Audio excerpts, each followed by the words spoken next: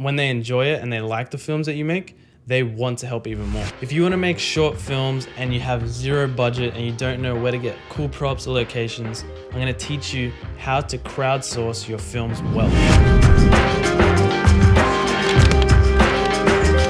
So if you're new here, my name's Lucas. I'm the founder of Six Productions, and we create short films, and we also team up with GGC Live TV, and we create short films regularly on a $0 budget. So I want to give you some tips on how to use the resources of your friends, your family, and your audience to help you make better short films. Tip number one is create a Facebook group. So you can create a Facebook group around the idea of your friends and family helping you create short films. They don't have to pay you money to make the films, but they can offer whatever they have available. Oftentimes people are more willing to donate stuff other than money because they don't feel like you're selling anything to them, but they want to help and they want to see your vision come to pass. So don't feel bad about asking people to donate their time, maybe props or locations. People sometimes are more willing to do that if you frame it in the right way and allow them to help you create awesome short films. And don't feel like you need to have a big audience to be able to start a Facebook group that's actually going to help you.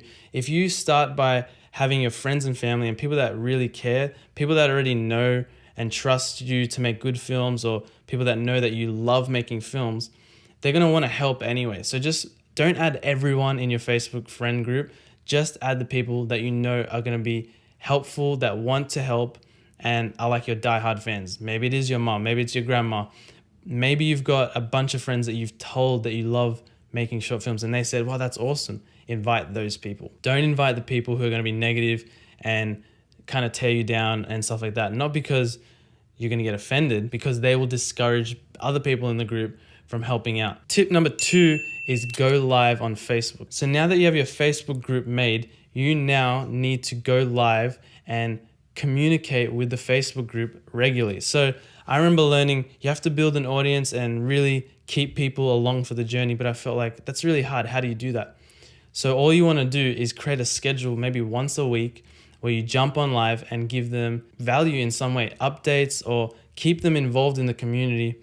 One thing I like to do is ask people if anyone has any crazy props ideas or short film ideas that they want to add. And they'll actually start a conversation and let them feel like they're really part of your community and helping you make short films. People love the idea of short films, and people love the idea of making something creative and being a part of something bigger than themselves. So if you give them that, they'll stay involved and they'll be with you for the long haul. And slowly over time, you can add more and more people to the group, and just be wise with who you let into the group. Make sure it's people who want to contribute. Tip number three is make short films.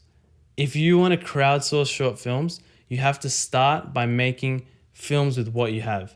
People are going to be more inclined to give to you if they see that you're already doing what you said you're going to do. So if you're saying, I want to make a short film about this, and that, you have to set a deadline, go make the film on a zero budget, whatever you have available, and put the film out and show these people. Because once they see that you actually make the film, you don't wait for anyone, they're going to feel like you have momentum and you have a vision. And when you prove to them that you're going to make films anyway, they're like, all right, this guy's going to do it. I can trust him. I'm going to give him my cool car, or I'm going to let him shoot in my house, or I'm going to come donate my time on the shoot day to help out or whatever. They want to get involved when they see you're a real leader. So that means make short films. For me, I started making films and crowdsourcing on a really low level. Before I made a Facebook group, I was crowdsourcing just with friends and family, and I had made like heaps of short films already. So when I made a Facebook group, people already knew me by the short films.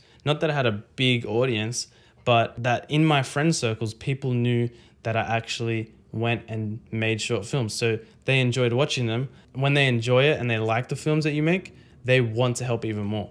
So I guess tip number 4 would be make good short films. But that's just a bonus tip. If you want to learn how to make better short films, check out some of our other videos where we teach on how to write good stories, how to shot list, and how to shoot.